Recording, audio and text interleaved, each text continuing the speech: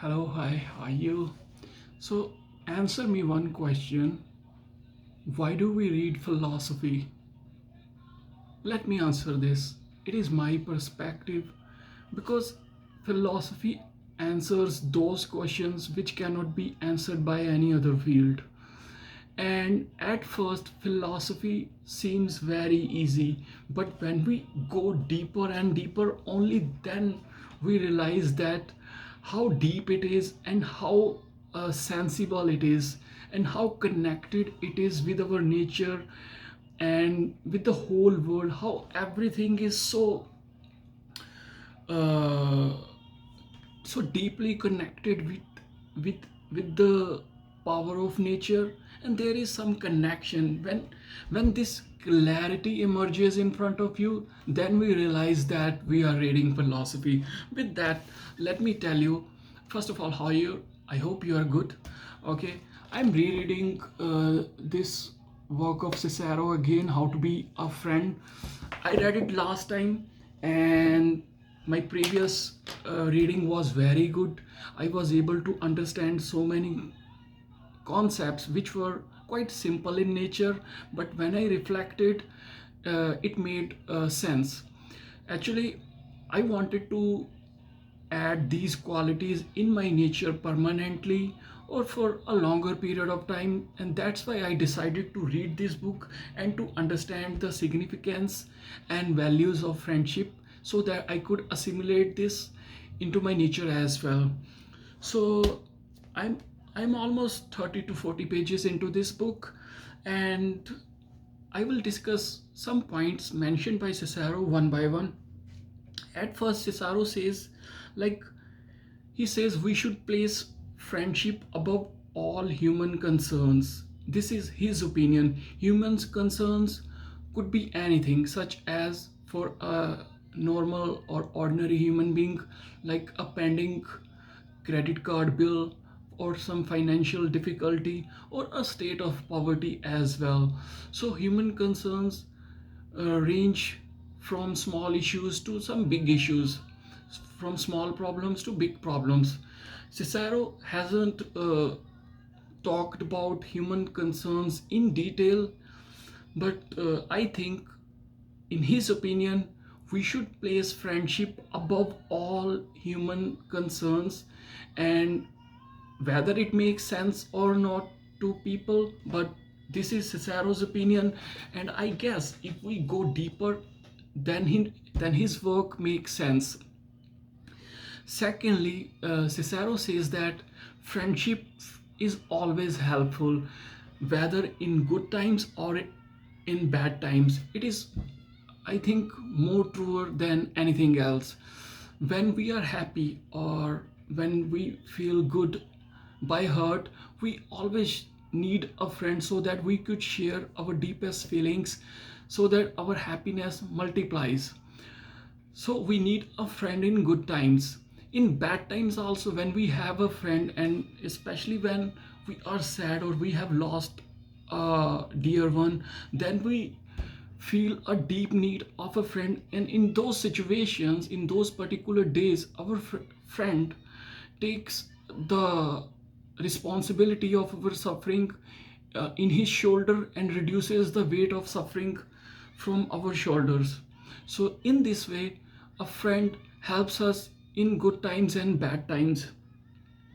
And there is one more point that Cicero mentions, is that friendship is not possible except between good people. I think it is true to the widest possible extent. Like, in the beginning, it is possible that you make friend with a bad person. Suppose you are a good person. We have to assume this first of all.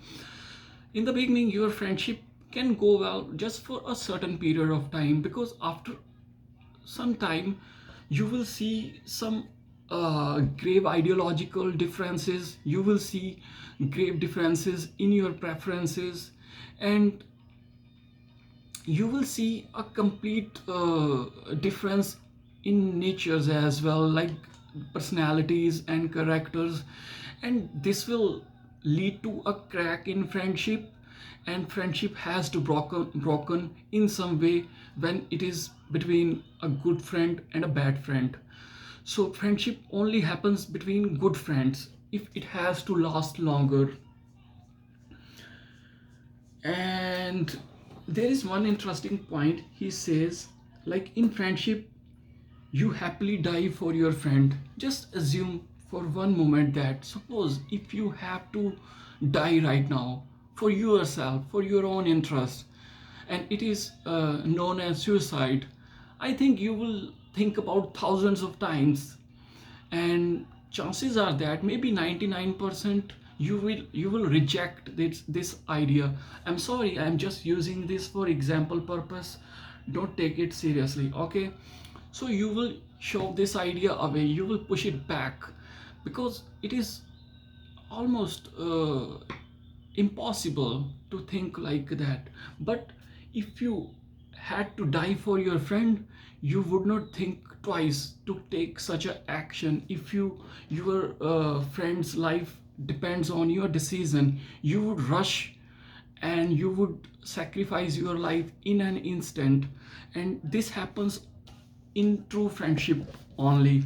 And with your permission, I would also like to read some small short passages, and it will broaden or clarify your understanding the points I am making. What could be sweeter than to have someone you can dare to talk to about everything as if you were speaking to yourself? Or how could you enjoy the good times of life if you didn't have someone who was as happy about your good fortune as you are? And adversity would be a terrible thing to bear unless you had someone who felt its weight even more than you. And there are such friends exist in this world. The question is, we just have to find them.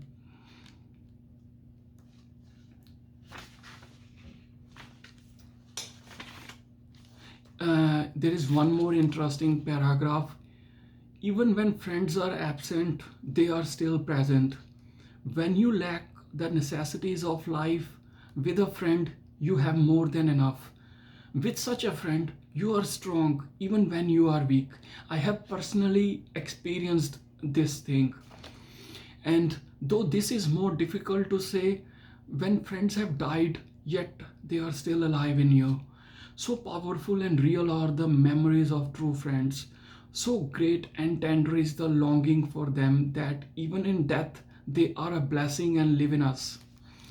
It's quite deep, sometimes I also feel difficulty in going that much deep, because philosophy is an endless pond or endless well. It has no end. The deeper we go, the broader our understanding becomes. But it is not an end in itself.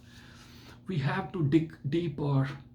And I think there is no single truth that exists. It is always refined, and it's like layer upon layers. We understand one layer, and after some time we understand the layer behind it, and it goes on like this is philosophy. Oh my god, so puzzling it is. And yeah, this is all that I wanted to talk about in this session. I will come back again and we will talk about more teachings of Cicero. And I guess if you really want to understand about friendship and grasp the meaning of true friendship, you should read this book as early as possible, especially if you are in your uh, teenage years or you are just an adolescent. Go for it. Take care. Bye.